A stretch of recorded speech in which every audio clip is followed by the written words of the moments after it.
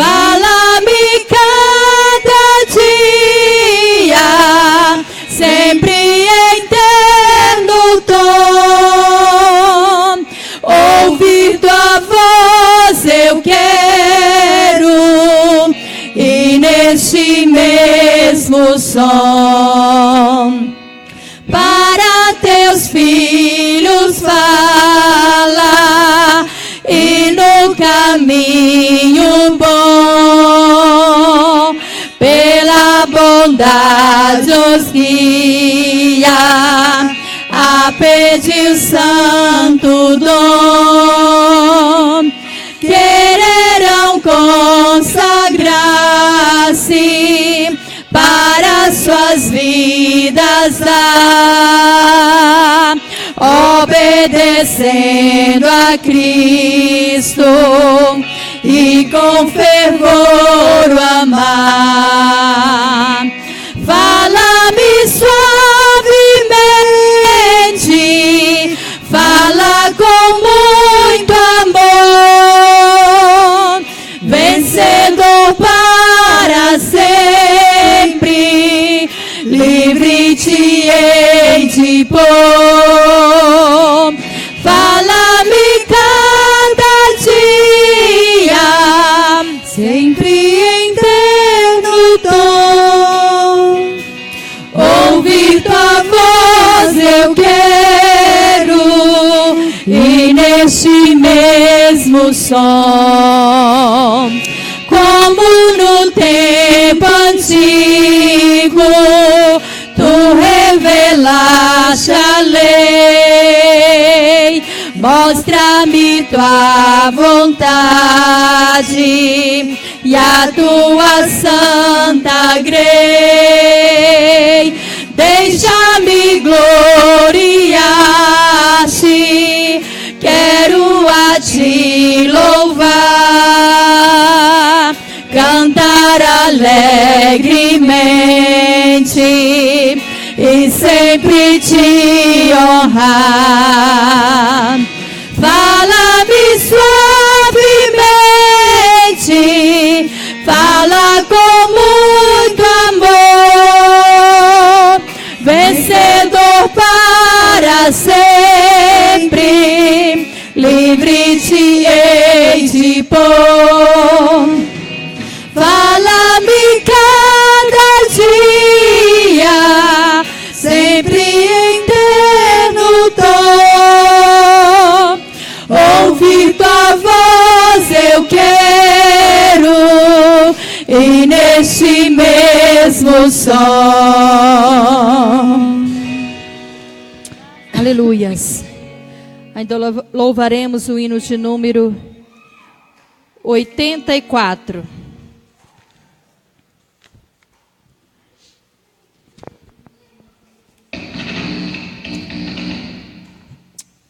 Glória a Deus.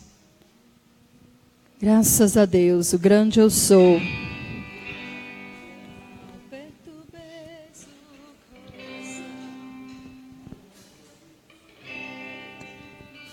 Não perturbeis o coração, porque eu sempre sou fiel.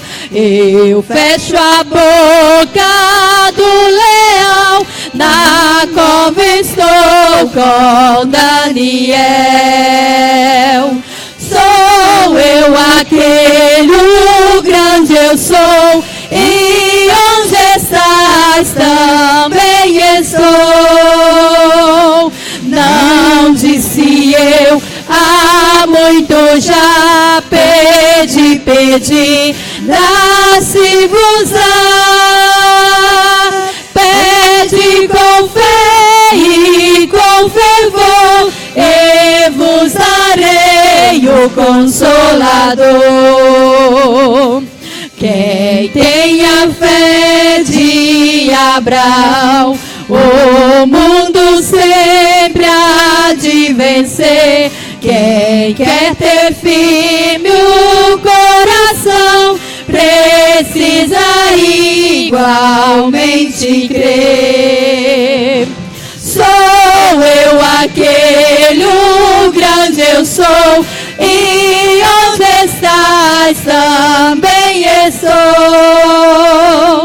Não disse eu, há muito já, pedi, pedi, dá-se-vos-á.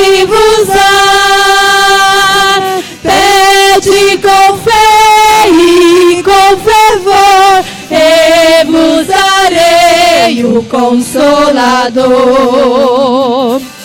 Um terremoto e vento após, do céu fogo e muito furor. Ouviu Elias minha voz, voz do eterno, voz de amor. Sou eu aquele, o grande eu sou, e onde estás também estou.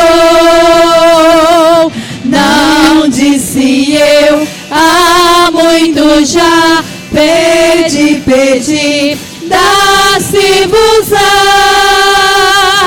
Pede com fé e com fervor, e vos darei o Consolador.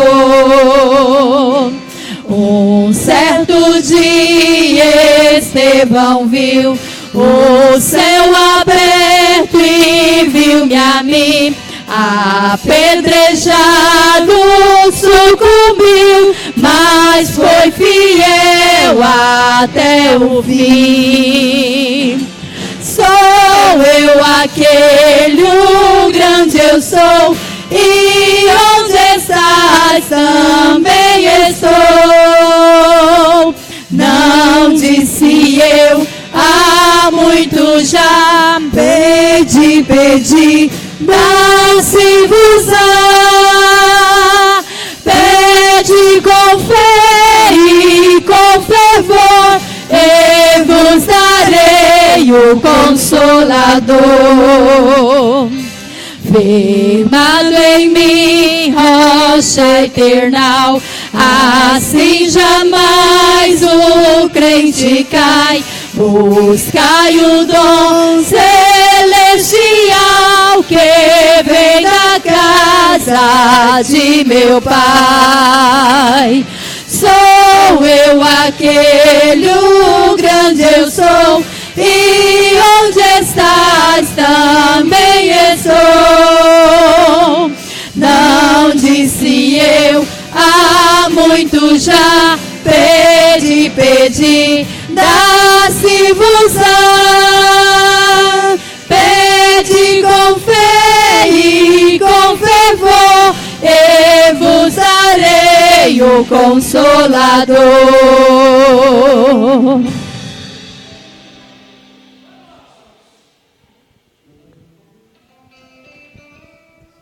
Aleluia, Jesus.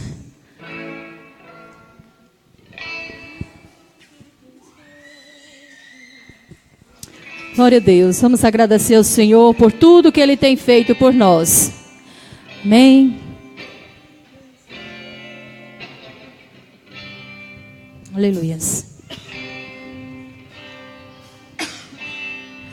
Por tudo que tens feito, por tudo que vais fazer, por tuas promessas e tudo que és, eu quero te agradecer com todo o meu ser.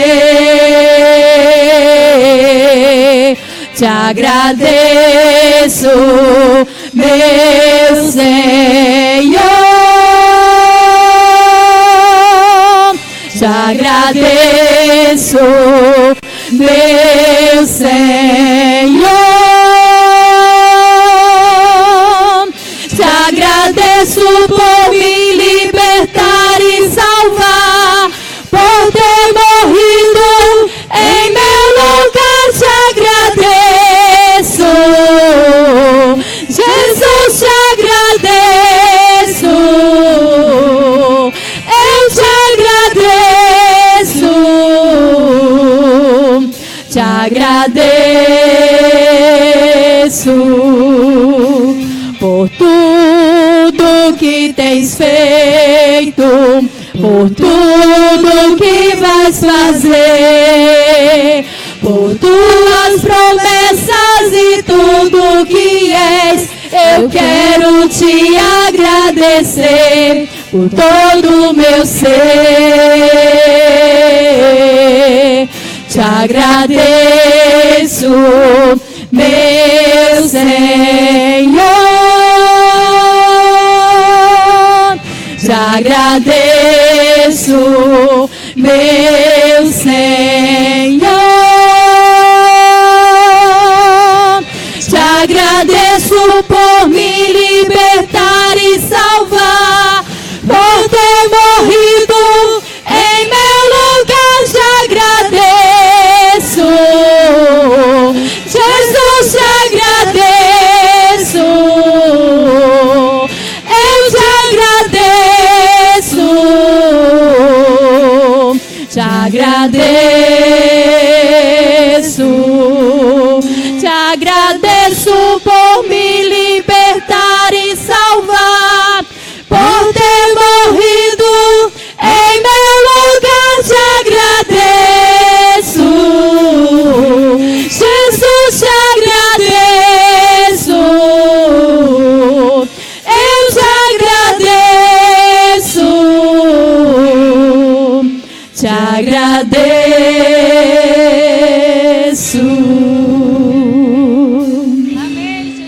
Aleluia. Deus abençoe.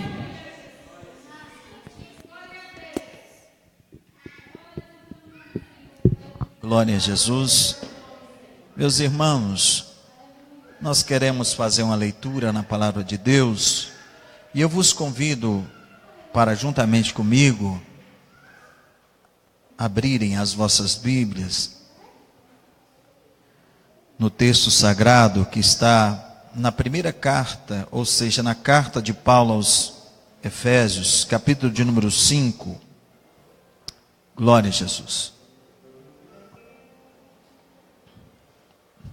Graças te dou, ó Deus. Muito obrigado. Capítulo de número 5. Nós estaremos lendo alguns versículos.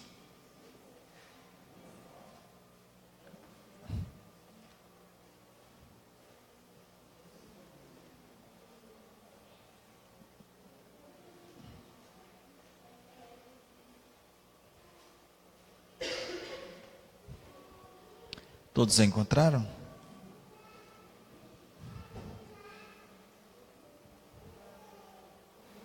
Vamos ler do versículo 1.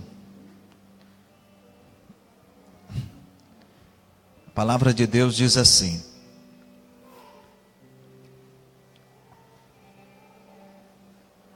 Sede, pois, imitadores de Deus, como filhos amados, e andai em amor, como também Cristo vos amou, e se entregou a si mesmo por nós, em oferta e sacrifício a Deus em cheiro suave.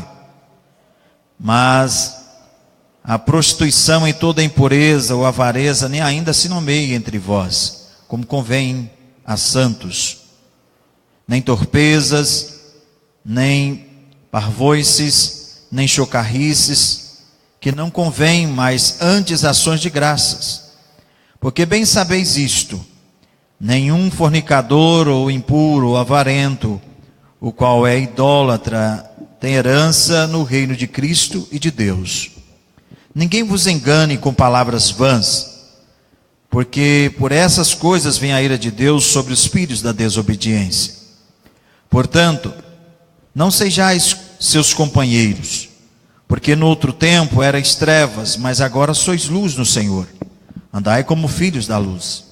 Porque o fruto do Espírito está em toda bondade e justiça e verdade, aprovando o que é agradável ao Senhor. E não comuniqueis com as obras infrutíferas das trevas, mas antes condenai-as, porque o que eles fazem oculto, até dizê-lo, é torpe. Mas todas essas coisas se manifestam sendo condenadas pela luz, porque a luz tudo manifesta. Pelo que diz: desperta, ó tu que dormes, e levanta-te entre os mortos, e Cristo te esclarecerá. Portanto, vede prudentemente como andais, não como necios, mas como sábios, remindo o tempo, porque os dias são maus. Amém? Vamos fazer mais uma oração. Senhor eterno Deus, muito obrigado por esta palavra que lemos. Somos gratos ao Senhor.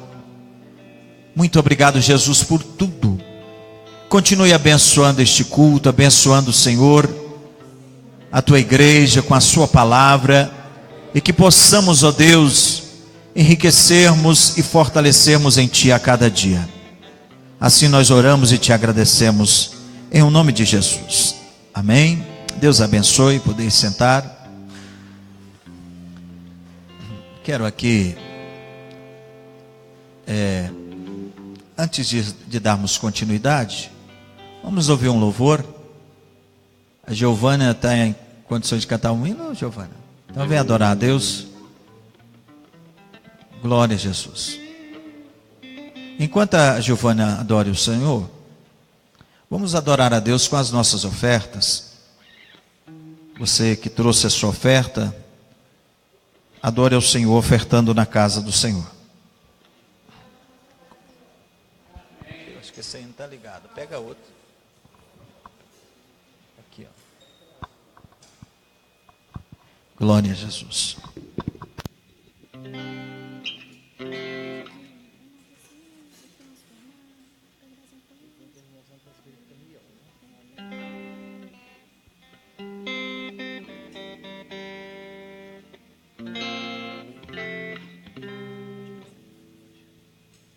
Não há nada igual, não há nada melhor a que se comparar a esperança viva.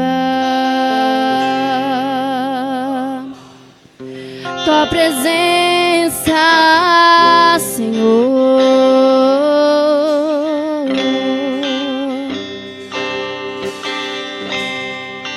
eu provei e vi o mais doce amor que resgata o meu ser e a vergonha desfaz.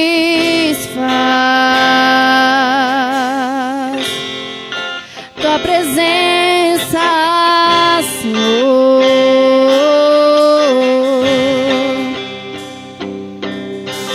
Santo Espírito, tu és bem-vindo aqui.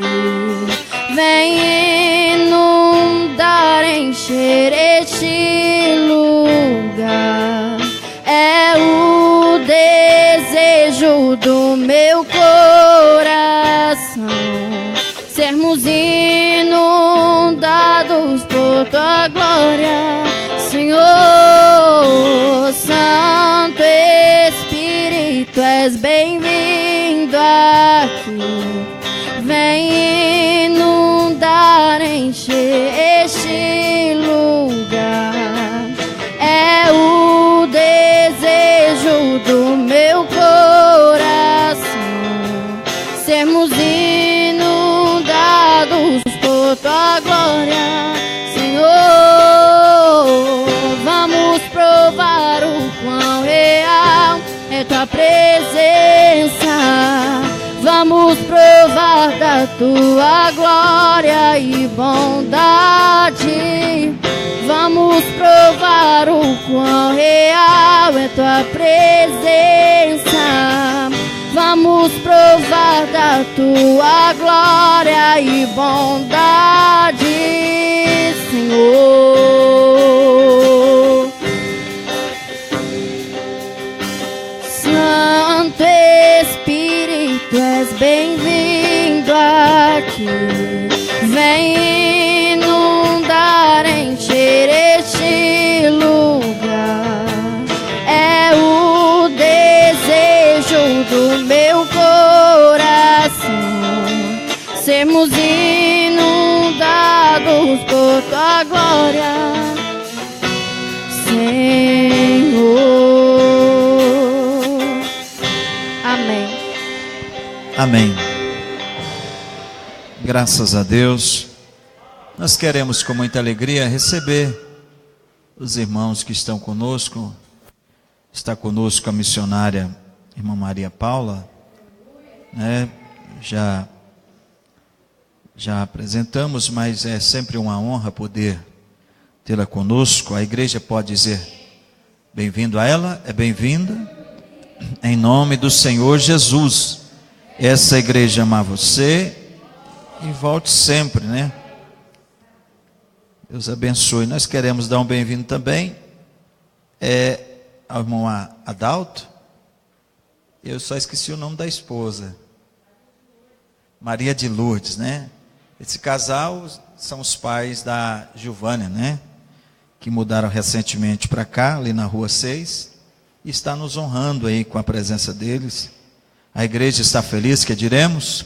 São bem-vindos, em nome do Senhor Jesus. Essa igreja ama vocês e volte sempre. Deus abençoe. Meus irmãos, eu quero nessa oportunidade compartilhar com os irmãos uma palavra baseada no texto que lemos, que está registrado aqui na carta de Paulo aos irmãos de Éfeso.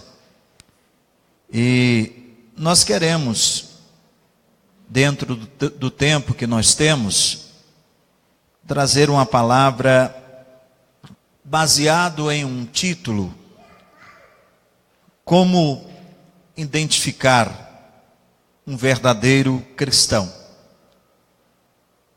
Se a gente fala de verdadeiro, é óbvio que logo temos noção de que há falso. E se formos olhar pela ótica humana, talvez não conseguimos identificar. Nós precisamos do auxílio do Espírito Santo através da sua palavra para nos orientar e não só identificar, mas também aplicarmos ou dedicarmos nas instruções que a própria palavra nos ensina, para que, se não estamos no caminho de um verdadeiro, nós possamos alcançar através da palavra de Deus. E quando eu olho para a Bíblia Sagrada, eu vejo que Paulo ele traz algo que nós poderíamos também citar isso. Paulo, no primeiro versículo do capítulo 5 de Efésios, ele diz: sede, pois, imitadores, como filhos amados. Se você observar, Paulo chegou até a ousadia de dizer: sede meus imitadores, assim como eu sou de Cristo. E quando a gente observa na palavra de Deus, nós temos na palavra de Deus vários exemplos de pessoas que se introduziram no meio dos cristãos, no meio do povo de Deus, e que, no entanto, não eram pessoas que realmente eram verdadeiras, não eram cristãos verdadeiros, mas estavam ali simplesmente para buscar uma ocasião para atrapalhar, ou para prejudicar o andamento da obra do Senhor. E a Bíblia é clara em dizer que aquele que usa de engano na casa do Senhor, ele não permanece. Uma hora ou outra virá à tona quem realmente ele é. Jesus, ele instruindo os seus discípulos, ele falou que nos últimos dias surgirão muitos falsos profetas. Se ele diz que surgirão falsos profetas, é porque existem, é porque de fato isso ia acontecer. E nós estamos vivendo esses últimos dias, e nós temos que atentarmos para a palavra de Deus e vermos o que o Senhor nos ensina, para podermos identificar quem são os falsos e quem são os verdadeiros. Se nós estamos enquadrados naqueles que são verdadeiros ou nos que são falsos. E eu creio que eu estou ensinando para uma igreja que procura viver uma vida de um verdadeiro cristão. E isso nós vamos aprender, porque quando a gente fala sobre como se pode identificar um verdadeiro cristão, logo existe uma interrogação. Será que é somente pela aparência que nós conseguimos identificar? As aparências às vezes podem nos enganar. Se formos olhar na Bíblia, até o próprio profeta Samuel, quando foi mandado por Deus para ir à casa de Jessé e ungir um dos seus filhos como rei de Israel, quando apresentou a ele os filhos, logo ele viu e já colocou algumas características no primeiro que ele viu. Esse será o rei de Israel por causa da sua estatura, por causa da sua robustez, por causa da sua aparência. E às vezes a aparência se engana. Tanto é que Deus disse a Samuel: você vê o que está aparente, eu porém vejo o coração. Então é por isso que não é fácil, às vezes, você identificar o que é verdadeiro. É por isso que quando você olha Jesus no diálogo com a samaritana, e uma das palavras que o Senhor chegou a dizer para aquela mulher, ele disse: olha, mulher, a hora vem e já chegou, em que os verdadeiros adoradores adorarão o Pai em espírito e em verdade. Mais uma vez o Senhor coloca sobre o verdadeiro. Então, se ele fala de verdadeiro, é porque existe falso. E é óbvio que nós estamos vivendo em um mundo onde muitas pessoas procuram viver uma vida de aparência. Às vezes a aparência ela pode me enganar, ela pode enganar você, pode enganar várias pessoas, mas se tem um que ela não engana, se chama Espírito Santo de Deus. Não engana, porque ele não consegue só ver o que está aparente, ele vê muito mais além, ele esquadrinha o nosso coração e conhece os nossos pensamentos. Se você abrir a sua Bíblia no Salmo 139, você vai ver o salmista trazendo aqui alguns atributos de Deus. Ele diz: olha, Deus é aquele que conhece as nossas palavras antes mesmo de pronunciá-la. Deus nos conhece e vê e sabe de todos os nossos pensamentos. Ele conhece e esquadrinha todos os nossos pensamentos. Antes mesmo de houver uma palavra na minha língua, ele já sabe o que eu vou dizer. Então, Deus, irmão, ele nos conhece por dentro e por fora. Ninguém engana ele. Mas a igreja do Senhor, ela precisa ter discernimento e entender o que a palavra de Deus está dizendo em relação a como identificar um cristão verdadeiro e um falso. E é evidente que existe vários requisitos que são considerados de maior relevância para nós caracterizarmos o verdadeiro cristão. A identidade de um indivíduo, ela é marcada por uma série de documentos, não é verdade? E se você for observar, quais são esses tipos de documentos?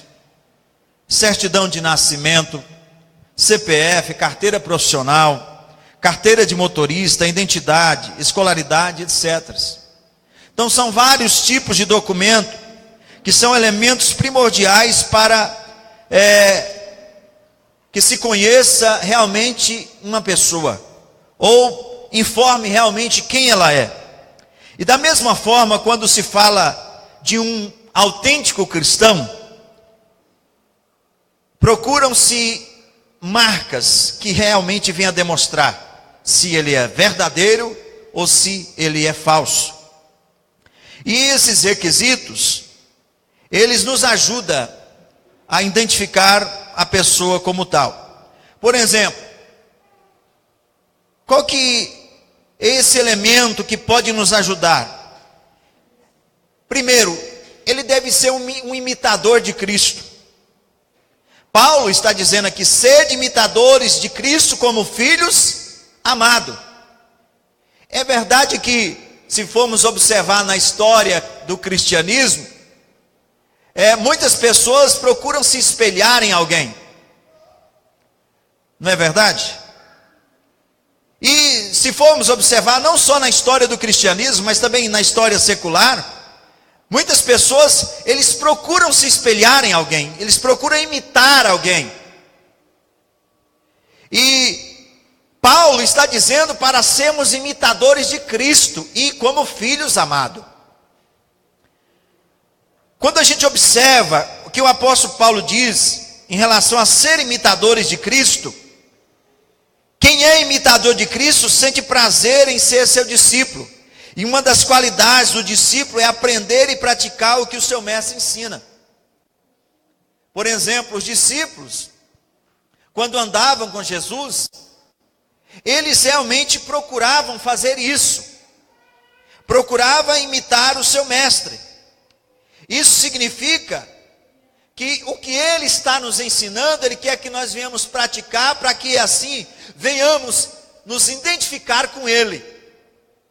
Quando eu observo para a Bíblia Sagrada, quando Jesus estava nos seus últimos momentos, e que ele reúne com os seus discípulos, na última ceia, e fala a respeito da sua morte, mas que ele também ressuscitaria ao terceiro dia. Um dos apóstolos, chamado Pedro, ele chegou a dizer para Jesus que ele era capaz de morrer com ele.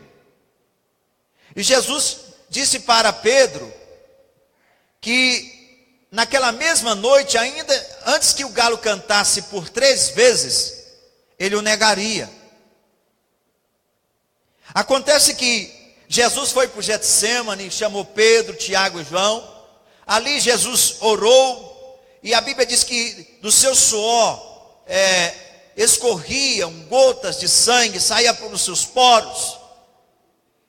E ele chegou o momento de realmente acontecer o que havia previsto, dos soldados se aproximarem e levar Jesus preso. E foi exatamente isso que aconteceu. A Bíblia diz que quando os soldados chegaram e levaram Jesus, Pedro seguia Jesus de longe. Isso quer dizer que ele seguia Jesus de longe. O que é isso? Observando. E em dado momento, ele chega até um grupo de pessoas, e alguém olha para Pedro e diz: você se parece com eles. Provavelmente você seja um deles. E Pedro naquela hora diz: não, eu não conheço esse homem. Eu não sei de quem você está falando. Ou seja, o que eu aprendo com isso? Quando nós andamos e buscamos praticar o que Jesus nos ensinou, e passamos mais tempo com Ele, nós começamos a se parecer com Ele, nós nos identificamos com Ele, as pessoas começam a olhar em mim e você, e ver Jesus. Isso é maravilhoso. Só que o fato de Pedro, ele não entendeu, naquela hora, que realmente o que estava acontecendo era algo extraordinário, mas ele usou palavras que o Senhor já havia falado, que ele o negaria. Ele disse: eu não conheço. O que eu aprendo é que na escola judaica, o aluno teria de ser fidelíssimo ao seu mestre. E por essa razão é que Paulo diz para sermos imitadores dele, como ele era de Cristo. Se ele é um mestre, o nosso mestre, e nós estamos sujeitos a obedecer os seus ensinamentos, isso nós temos que fazer com toda a fidelidade, para que nós venhamos em toda a nossa vida, em toda a nossa maneira de viver, mostrarmos que parecemos com Jesus. O apóstolo João, na sua primeira carta, no capítulo 2, e versículo 6, ele diz um versículo que me chama muita atenção, eu sempre gosto de citá-lo. Ele diz que aquele que permanece nele deve também andar como ele andou. Ele aqui que João está falando é Jesus. E ele está dizendo: se eu afirmo que eu permaneço em Jesus, eu devo andar como ele andou. E o apóstolo, ele fala sobre esse assunto, e significa que a vida do cristão tem que parecer com a vida de Jesus. Será que nós estamos realmente imitando Jesus? Será que nós estamos parecendo com ele? Nas suas atitudes, nas suas palavras, na sua forma de ver as coisas, na sua forma de agir? É um assunto para pensar. Usa de compaixão para com o seu próximo. Ama, perdoa, é sincero nos seus propósitos. Ninguém pode ser verdadeiro cristão se não for discípulo de Cristo, e não pode ser discípulo se não imitá-lo. Os irmãos estão entendendo? Como que eu posso dizer que me pareço com ele se eu não procuro imitá-lo? Imitá-lo como? No que ele fez. Amando o meu próximo, perdoando aquele que me ofende, tendo compaixão, tendo misericórdia. Porque foi isso que Jesus fez, não foi? Jesus jamais ele abandonou alguém, jamais ele desprezou alguém, pelo contrário, sempre quando alguém estava, às vezes caído, ou seja, precisando de uma ajuda, de uma mão estendida, o Senhor estendeu a sua mão. Você vai ver que todos aqueles que procuraram e foram ter com Jesus, muitos enfermos foram curados. Aqueles que estavam desamparados foram amparados por Jesus. E essa atitude é que revela se nós realmente imitamos e nos parecemos com ele. Os primeiros discípulos de Jesus, ou seguidores de Jesus, foram chamados de cristãos. Pela primeira vez lá em Antioquia, porque a vida deles se parecia com a vida de Jesus. Se você quiser acompanhar, está em Atos 11, no versículo 26. Outra característica que nós podemos identificar de uma pessoa que realmente busca ser um verdadeiro cristão, é estar sempre com Cristo. Ou seja, ele não oscila, hoje ele está com Cristo, amanhã ele não está. O cristão sente prazer em estar sempre junto a Cristo, através da oração, através da leitura da palavra. Estar com Cristo também significa sentir a sua presença, sentir a sua paz, a tranquilidade que ele proporciona, mesmo diante das adversidades que nós enfrentamos. O Senhor, ele promove isso em nossa vida. Outra questão, o verdadeiro cristão, ele procura viver dessa forma quando está passando por dificuldades e por situações difíceis. Existem crentes que só querem Jesus por perto quando o Senhor está lhe abençoando. Um certo dia um jovem chegou a um pastor e disse assim: pastor, eu não quero ser mais crente, eu não quero mais vir à igreja, eu não quero mais ser cristão. Porque a palavra cristão significa pequeno Cristo. E com isso, o pastor chamou ele e falou assim: olha, inclusive ele queria que o pastor orasse por ele, para ele deixar de ser um cristão. E o pastor chamou ele: eu vou orar por você. E quando ele ajoelhou, o pastor falou assim: eu vou orar, e da agora em diante você não vai ser mais um cristão. Quando o pastor começou a orar, ele disse essa seguinte palavra: Jesus, aqui está o teu servo. Ou seja, aquele que dizia ser teu servo. Porém, ele agora está dizendo que não quer mais que o Senhor seja o Senhor dele. Ele quer tomar as próprias decisões dele. Ele quer andar pelos caminhos que ele acha ser bom. Ele não quer mais que o Senhor interfira na vida dele de jeito nenhum. Quando ele precisar de ajuda, o Senhor nem estende a mão, porque ele não precisa mais do Senhor. Agora ele vai viver independente disso. Ele quer seguir os seus próprios pensamentos, os seus próprios caminhos. Então ele quer que o Senhor esteja longe dele. Quando ele estava fazendo essa oração, ele falou assim: não, pastor, não, o senhor pode parar. Pastor, você está dizendo isso. Quando você fala, eu não quero ser mais um cristão, você simplesmente está dizendo, eu não quero mais a interferência de Jesus na minha vida. Então, nós não podemos ser cristão somente no momento que precisamos de Jesus. Nós temos que ser cristão a ponto de imitá-lo, porque nós bem sabemos que ele sofreu muito, padeceu muitas coisas por nós, por nossos pecados. Mas quando o discurso, às vezes é de exortação, ou a hora é de luta, às vezes se afasta e murmuram como fizeram aqueles discípulos ao ouvir a mensagem dura proferida por Jesus. Você já viu como que é? Às vezes nós só queremos ouvir palavras agradáveis que nos traz aos ouvidos como melodias, que mexe com o nosso sentimento, o nosso ego, e isso não incomoda, mas quando são palavras que nos exortam, e é bom lembrarmos que a Bíblia diz que nós somos filhos de Deus, e Deus, Ele corrige aquele quem Ele ama. A Bíblia diz que assim como o pai corrige o filho que ama, Deus também corrige a quem Ele ama.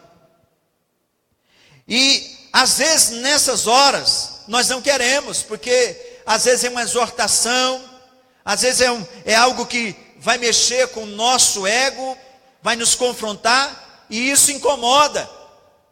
Mas é bom lembrarmos que isso também aconteceu com os discípulos.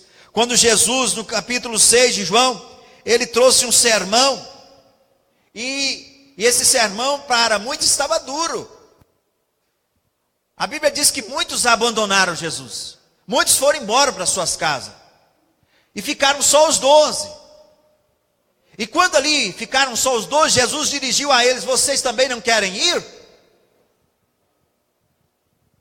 Mas Pedro naquela hora diz: para onde iremos nós, Senhor?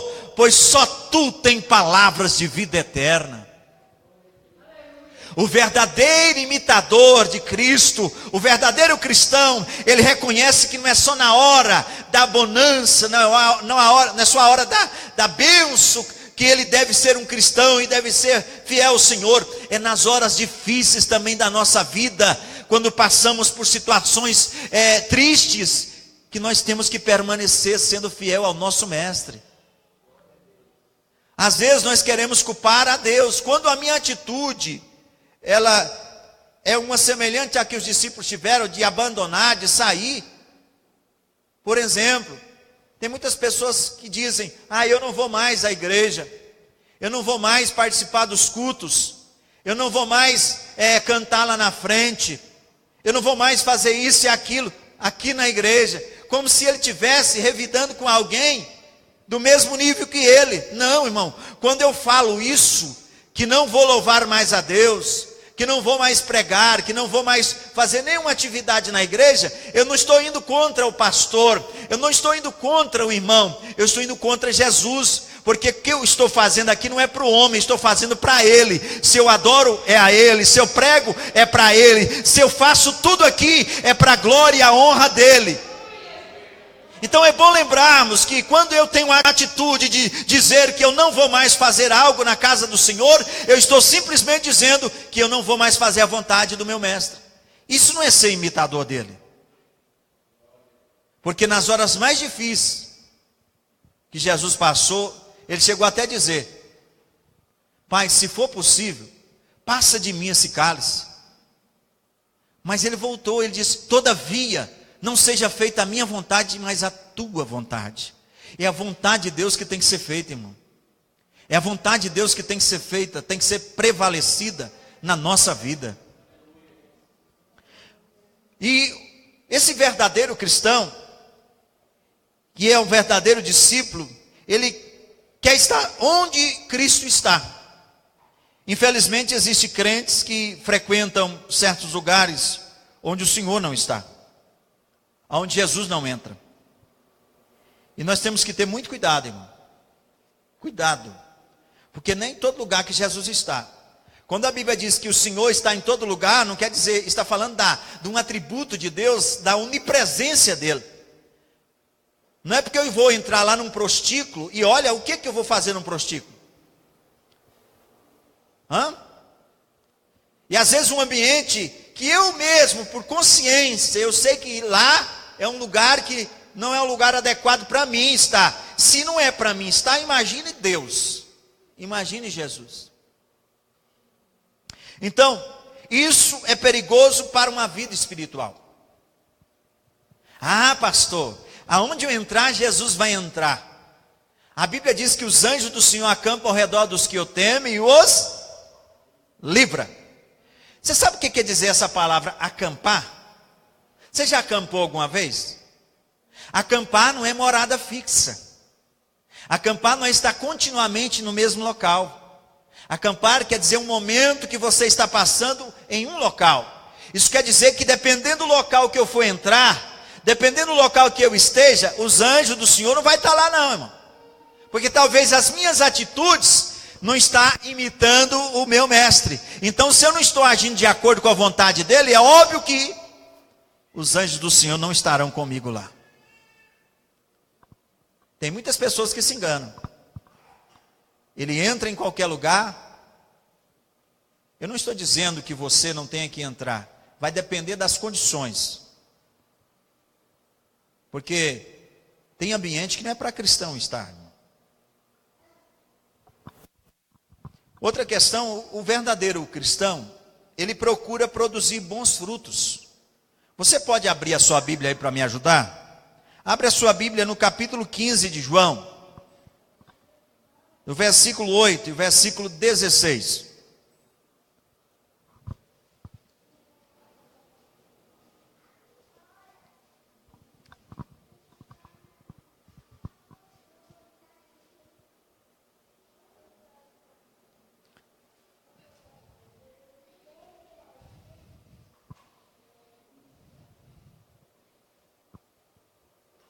Quem encontrou pode ler, por favor.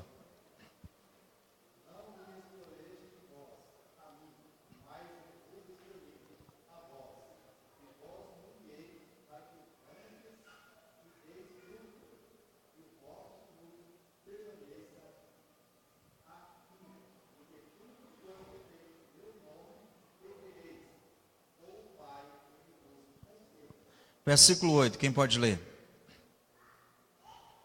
Versículo 8.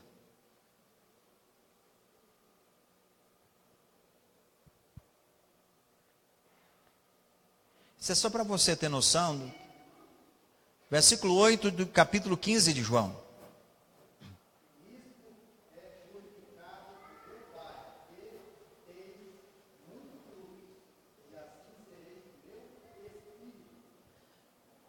Nisto é glorificado meu Pai, que deis o quê? Muitos frutos. E assim sereis o quê? Meus discípulos. Observa que a outra marca profunda do verdadeiro cristão é aquele que produz bons frutos. E aqui não está se referindo a fruto do Espírito, ao fruto do Espírito. Mas o fruto neste caso aqui é aquilo que se produz para a glória de Deus e para abençoar os outros. Está falando de atitude, irmão. De obras. Ou seja, quando a gente faz alguma coisa que isso contribui tanto para mim quanto para o meu próximo. E o cristão, ele não era reconhecido pelos dons, mas pelos frutos. Pelo que ele fazia. Porque os dons é de Deus, mas os frutos são dos homens, são aquilo que nós fazemos em relação às outras pessoas para glorificar a Deus.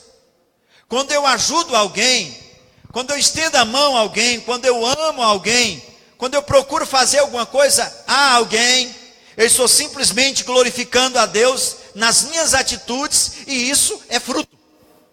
Isso é fruto. E nós podemos observar que um dos maiores equívocos do movimento pentecostal é medir o cristão pelos dons e não pelo fruto. Às vezes a gente olha e vê, e até conseguimos avaliar, ou muitas pessoas avaliam uma outra pessoa pelos dons que ele tem, ou seja, pelo ministério, por aquilo que ele está exercendo. Não. Os dons que Deus atribui aos homens é de Deus. E quando nós avaliamos uma pessoa pelos dons, nós estamos equivocados. Nós temos que avaliar uma pessoa pelo seu comportamento, pelo seu caráter, pela sua forma de agir, pela sua forma, pelas suas atitudes em relação tanto a ele quanto às pessoas. Não é isso? Isso são frutos. Outra questão que o cristão tem que fazer é fazer outros discípulos, irmãos. Fazer outros discípulos. Ovelha gera o quê? Ovelha. Ovelha gera outra ovelha.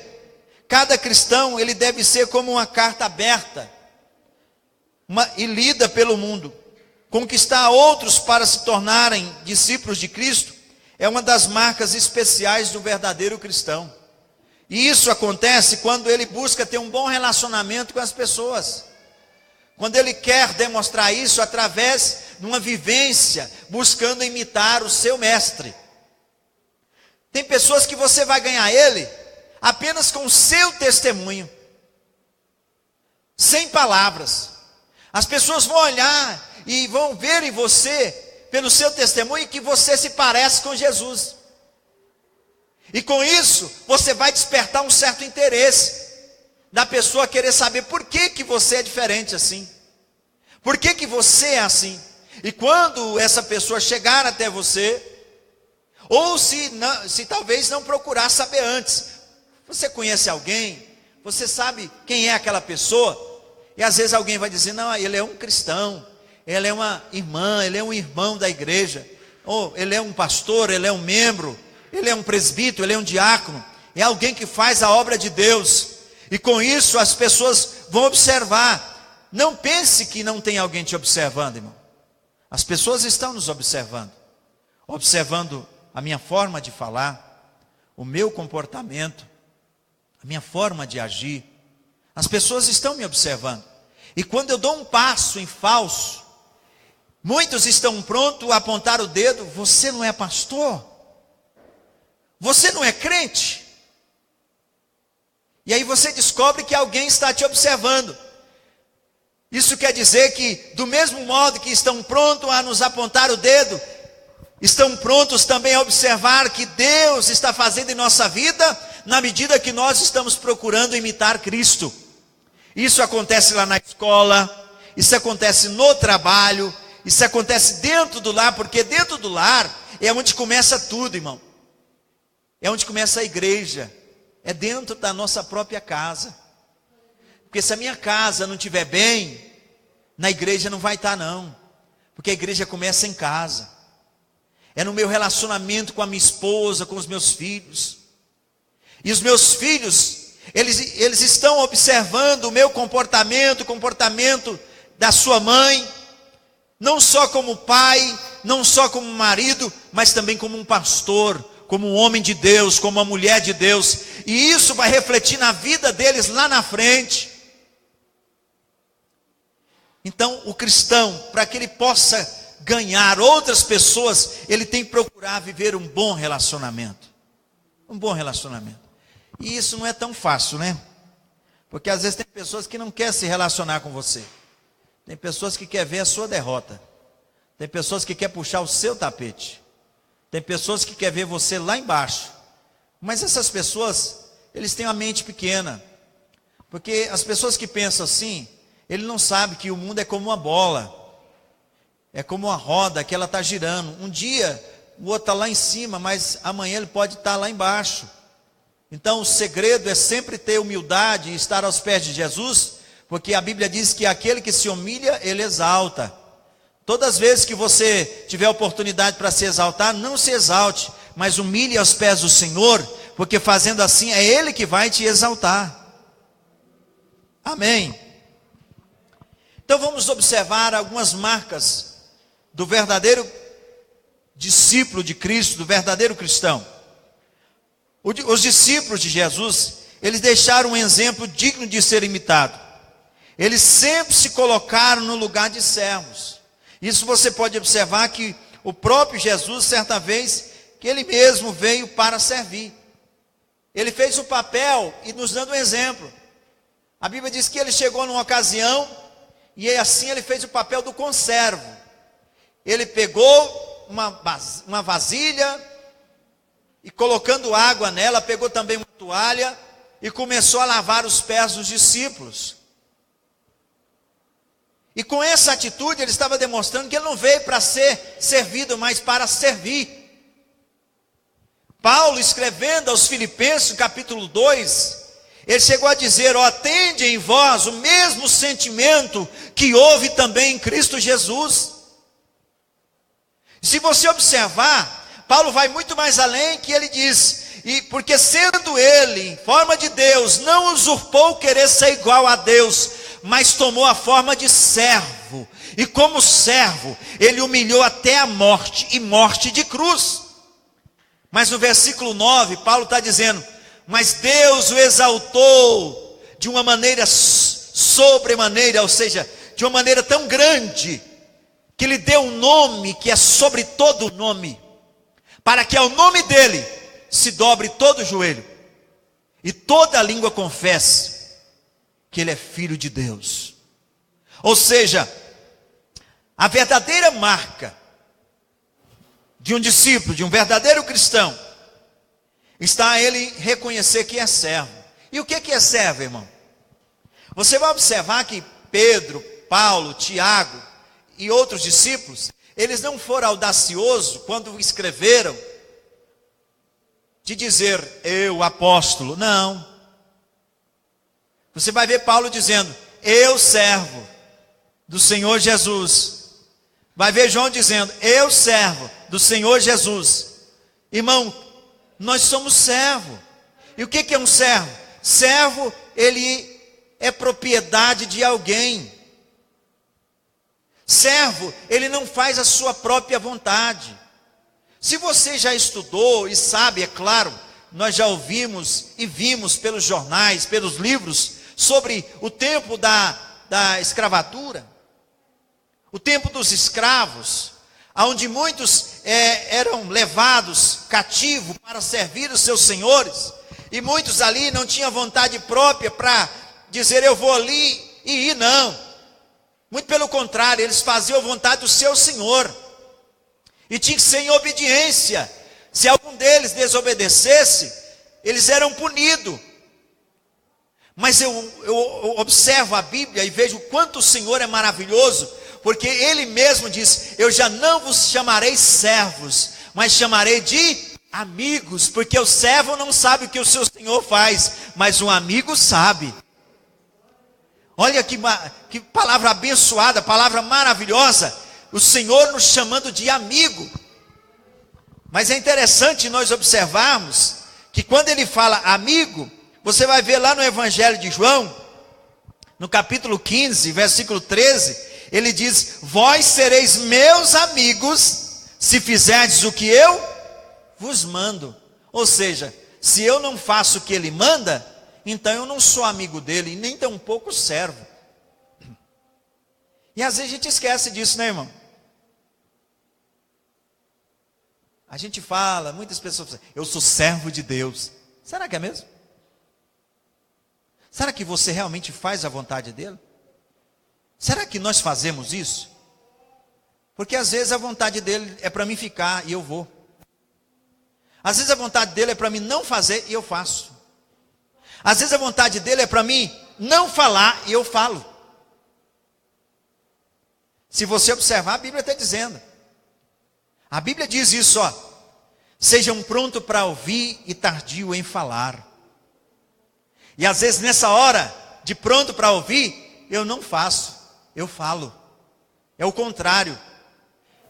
Eu só posso ser chamado de amigo e de servo se eu fizer o que ele manda.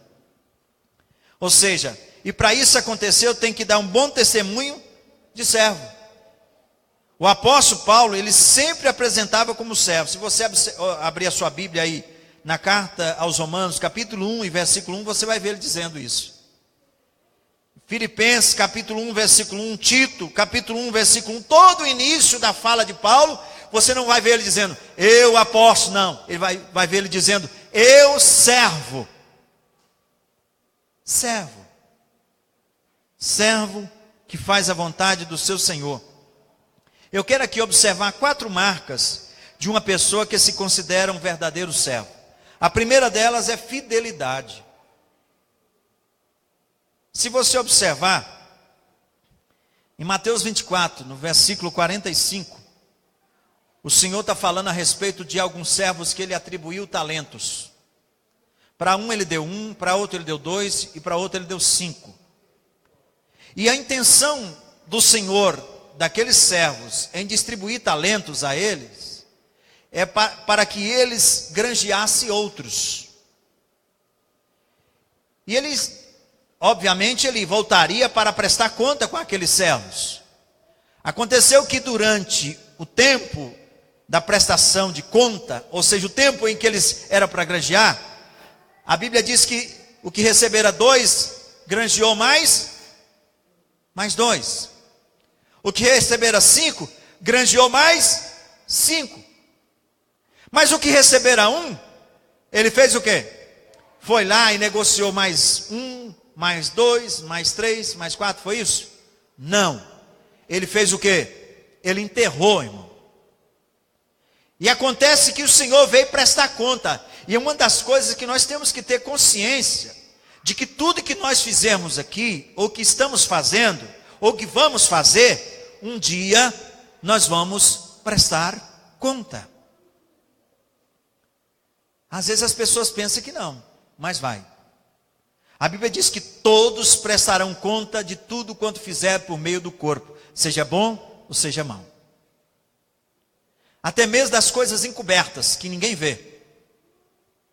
Se você pegar a Bíblia e ler lá em Eclesiastes capítulo 2, o último versículo, você vai encontrar isso aí. E o que acontece? O senhor daquele servo chamou aquele que tinha granjeado 2 e disse, bom e servo fiel, foste pouco no muito, sobre o muito eu te colocarei. A fidelidade ao nosso Senhor, ela não depende da quantidade de talentos que Ele vai me confiar. Porque ainda que seja 1, eu tenho que ser fiel a Ele. Porque se eu for infiel no pouco, eu vou também ser infiel no muito. Não é isso que acontece? Não existe um ditado por aí que se uma pessoa ele pega uma agulha, ele pode também pegar uma alavanca? Se a pessoa é infiel em alguma coisa pequena, isso provavelmente está sujeito a ser infiel em outras coisas maiores. Porque se abrir uma brecha para infidelidade com uma pequena coisa, irmão, o diabo ele não perde tempo. Ele vai usar uma estratégia para poder abrir o espaço para uma coisa maior. Isso aqui não tem nada não. Isso aqui eu posso fazer. Isso aqui ninguém vai incomodar. É coisa pequena. E é onde as pessoas caem. Porque o que derruba alguém não é um obstáculo grande. Não, o que derruba uma pessoa é aquelas pequenas coisas. Você já viu uma pessoa quando está andando no trieiro? Você já viu aquele trieiro de roça que o gado faz? Às vezes ele está andando, quando ele vê um toco na frente, ele desvia porque ele está vendo. Mas de repente é um pequeno toco onde foi cortado e ele está ali escondido. De repente ele vai passando, tropeça e cai lá na frente. Ou seja, são pequenas coisas que se nós não tomarmos cuidado, podem derrubar. Então eu tenho que ser fiel no pouco e no muito. Porque fazendo isso, a recompensa vai vir. Ou seja, fidelidade é o ato de se cumprir algo que se tornou responsabilidade para executar. Isso é fidelidade. Fiel é aquele que cumpre seus compromissos sem vacilar. É o que é íntegro, não volta atrás, não deixa falha. Fiel. Irmão, e ser fiel é fácil? Sim ou não? Por que que não é? Porque exige esforço, exige determinação, exige compromisso. Será que nós estamos sendo fiel ao nosso Deus, irmão? Será que nós estamos pelo menos buscando ser fiel a Ele? No que diz respeito à sua palavra, aquilo que Ele nos ensina? Então é para nós pensarmos isso, viu? Se você optou por servir a Jesus e quer ser um verdadeiro cristão, nós devemos cumprir o que Ele determina para a nossa vida. Se Ele disse que é para você ficar, então fique. Se Ele diz para você ir, então vá.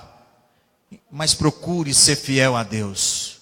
Procure. A segunda marca de um verdadeiro cristão é prudência. A prudência é a maneira de agir para evitar tudo aquilo que possa causar dano ou erro a alguém. Ou seja, existem muitas pessoas que são imprudentes, que fazem certos comentários sobre a igreja, sobre o pastor, né, diante dos filhos ou até com companheiros que não são crentes. Isso é falta de prudência, irmão. A Bíblia diz que nós temos que ser simples como a pomba, mas prudente como a serpente. Você já pensou se diante dos seus filhos você fala mal da igreja onde você congrega? Fala mal do seu pastor ou do irmão da sua igreja? Que tipo de exemplo nós vamos dar para os nossos filhos? Ou até para uma pessoa que nem crente é. Irmão, isso não é prudência. Tiago deixa uma coisa bem clara para nós, para termos cuidado, e ele recomenda o cuidado com o quê? Quero que você abra sua Bíblia em Tiago 1:26. Bem rapidinho, irmão. Você que tem habilidade para poder abrir a Bíblia, só para nós entendermos, que eu não vou falar nada aqui que não seja a palavra de Deus para você entender.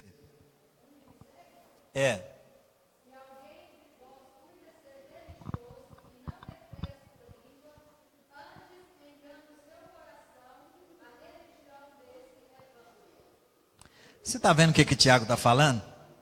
Não adianta nada eu falar que eu sou um pastor, que eu sou religioso, mas eu não tenho domínio no que se diz respeito à minha fala, à minha pronúncia, à minha língua. E Tiago vai mais além, diz que a língua é como uma faísca que incendeia um bosque, né? Eu vejo pessoas aí, irmão, que às vezes a gente até admira, porque não conhece ainda. Mas depois que você aproxima muito dessa pessoa, você ouve palavras falando mal das autoridades, falando mal das pessoas, falando mal da sua liderança. Isso para mim é falta de prudência, falta de sabedoria. E a marca de um verdadeiro cristão, que realmente busca imitar Jesus, é aquele que tem prudência. Aquele que busca ter prudência. E só para você ter noção, a gravidade do que disso que eu estou falando, abra a sua Bíblia em Mateus 12:37, para você ver o que Jesus falou a respeito de quem comete tais coisas. Quem encontrar pode ler, irmão.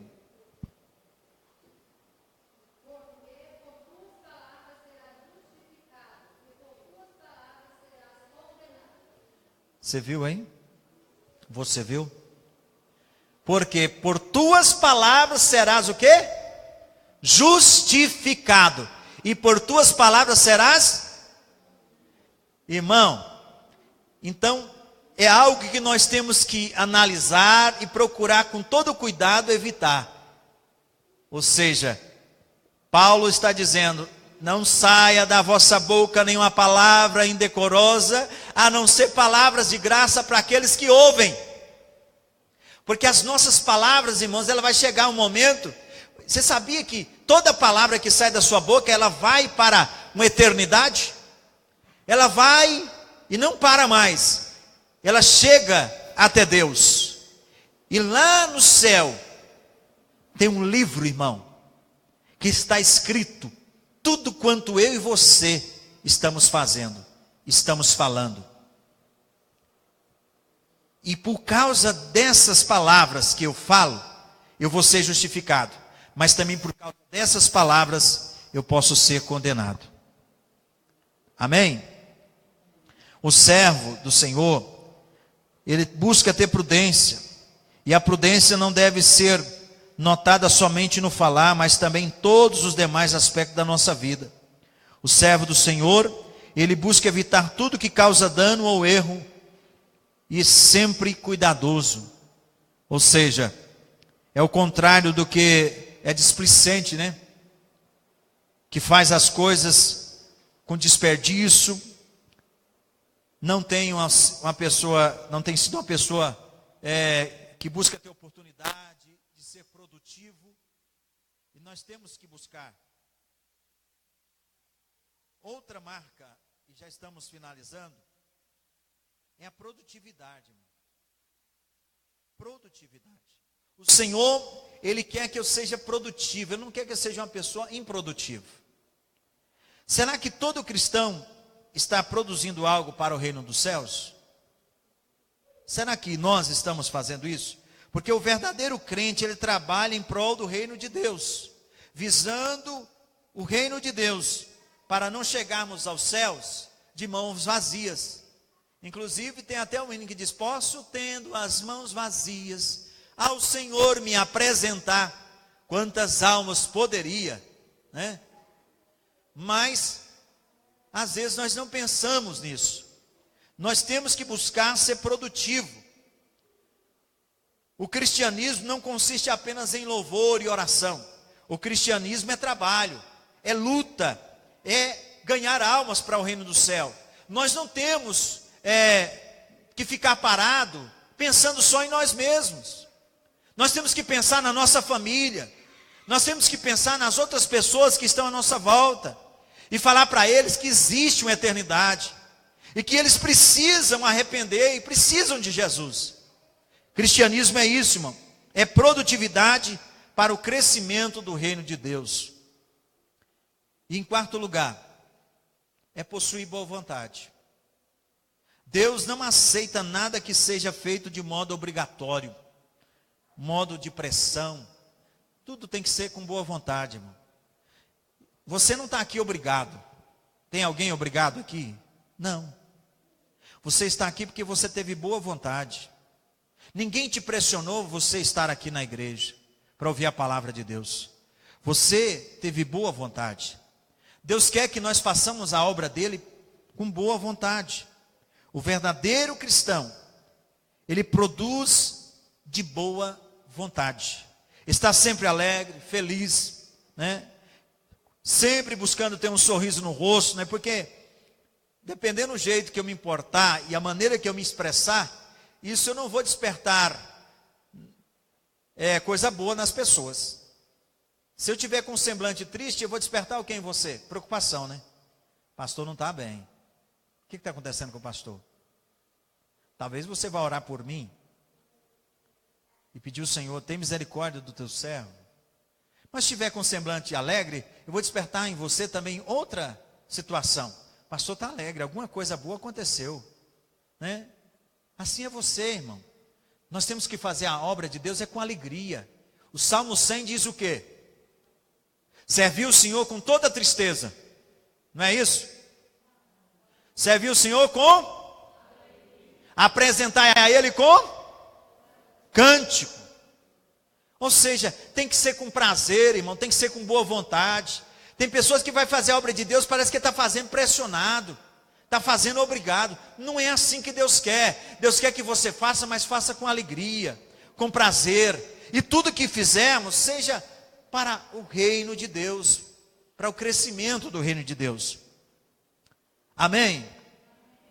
Seja qual for o trabalho, seja orar, né, por um enfermo, trazer um irmão doente, seja carregar um banco, visitar alguém, seja levar alguém até a um local, seja trabalhar na cantina, de porteiro, limpando a igreja, arrumando o som, tocando na igreja, não importa, o que você for fazer, faça com alegria, faça com boa vontade, porque fazendo isso, você estará agradando a Deus e buscando ser um imitador de Cristo.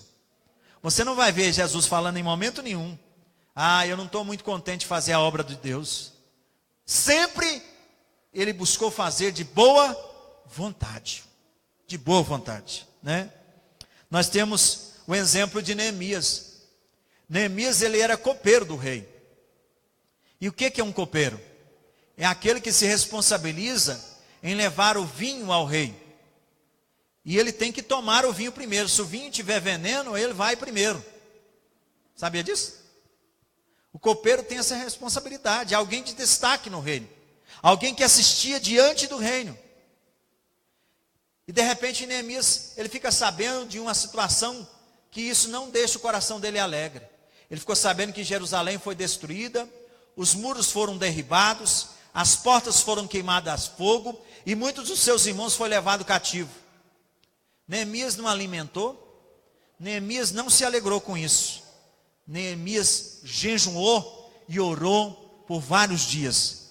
E com isso o seu semblante ficou decaído. Quando ele foi se apresentar ao rei, e que ele não podia se apresentar dessa forma, ele chegou. Quando ele chegou, o rei percebeu: o que está acontecendo com você? Por que seu semblante está tão decaído? E Neemias declara: como ficarei alegre e contente, eu estando aqui servindo o Senhor, numa posição, sabendo que os meus irmãos estão lá, na sua cidade destruída, os muros derribados, as portas queimadas a fogo. Como que eu ficarei contente? Mas Neemias, ele fez um papel que faz o verdadeiro cristão. Ele se preocupou e ele fez com tudo, para que ele pudesse ir até lá e fazer o que devia fazer de boa vontade. A Bíblia diz que o rei se compadeceu dele, deu cartas para ele, autorizando ele sair, e não só sair, mas também levar condições, meios para que ele pudesse reconstruir os muros de Jerusalém. E a Bíblia diz que ele fez isso, e ele fez de boa vontade. De boa vontade. Que nós possamos agir assim. E em último lugar, o cristão que procura ter as marcas de Cristo, ele procura viver buscando se tornar um amigo de Jesus. Agora preste atenção, o amigo, ele ama sempre, ele não ama só hoje. Não, o amigo ama hoje, amanhã e sempre. Amigo é assim. Nós temos muitos colegas, mas amigos temos pouco. Às vezes eu fico pensando que tem pessoas que têm lá no Facebook vários seguidores e falam assim: eu tenho milhões de amigos. Que milhões de amigos o quê, irmão? Amigos? Amigo é aquele que quando você está ruim, quando você está sozinho, ele vai até você e diz: olha, eu estou aqui, eu vim para te ajudar. Amigo não só ama, mas ele busca amar sempre. E esse amor é um amor que estende a mão, um amor que se compadece, um amor que dá conselho.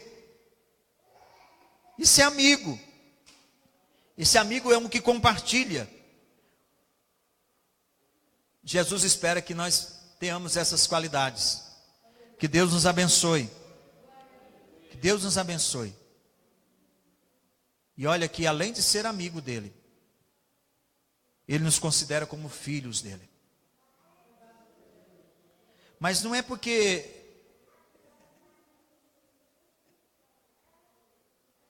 buscamos ter as marcas dele. A Bíblia diz que Deus criou Adão. E toda criatura veio por intermédio de Adão, tendo Deus como criador. Mas para se tornar filho, se você observar na Bíblia Sagrada, você vai ver que precisa de um quesito. Tem muitas pessoas aí que às vezes confundem as coisas. Chama todo mundo de irmão. Não é não, irmão. Nem todo mundo é seu irmão, não. É seu irmão aquele que faz parte da família de Deus. Aquele que se tornou filho de Deus. João escreveu no capítulo 1, se você observar, que para se tornar filho, ele diz: mas todos quanto receberam, receberam quem? Jesus. Todos aqueles que o receberam, deu-lhes o poder de ser chamados filhos de Deus, que não nasceram da carne e nem pela vontade do homem, mas nasceram de Deus, a todos quanto creem no seu nome. só pode ser filho dele se crer nele, se fizer a vontade dele. Alguém faz lá o que faz coisas terríveis e depois diz: eu sou filho de Deus. Não, senhor. Pode ser filho de outra ou de outro, mas de Deus não. Quem é filho de Deus busca fazer a vontade dele, busca andar como ele andou, busca agir como ele agiu, busca fazer o que ele fez. Essas características que demonstram as marcas de um verdadeiro cristão, que ele não só se torna um amigo, mas também se torna filho de Deus. E como filho, irmão, o pai tem prazer em ensinar. Como filho, o pai tem prazer em proteger. Como filho, o pai tem prazer em dar segurança. Como filho, o pai tem prazer em mostrar que ele faz de tudo para que esse filho esteja bem. Amém? Que Deus abençoe e que o Espírito Santo venha falar melhor em cada coração. Quero fazer uma oração, curve a sua cabeça nesse momento. Senhor eterno Deus, eu te adoro e te exalto. Te agradeço pela oportunidade que temos de estar aqui, de ouvirmos a sua palavra e poder transmiti-la. Que o Senhor abençoe continuamente a tua igreja e que nós venhamos buscar cada dia termos as marcas de um verdadeiro cristão, buscando ser imitadores do Senhor como filhos amados. Assim como Paulo nos orienta através da sua palavra, Senhor. Ser imitador do Senhor é procurar fazer o que o Senhor fez, é agir como o Senhor agia, é pensar como o Senhor pensa, é falar como o Senhor fala. E nos ajude, Espírito Santo de Deus, a cada dia nos tornar parecido com o Senhor. E só podemos fazer isso se tivermos o Senhor ao nosso lado, nos guiando e nos orientando, em nome de Jesus. Amém? Irmãos, amanhã nós não temos atividades senão ensaios, tanto com os adolescentes como também com as irmãs, mas na quinta-feira teremos o culto, o encerramento da nossa campanha de Daniel.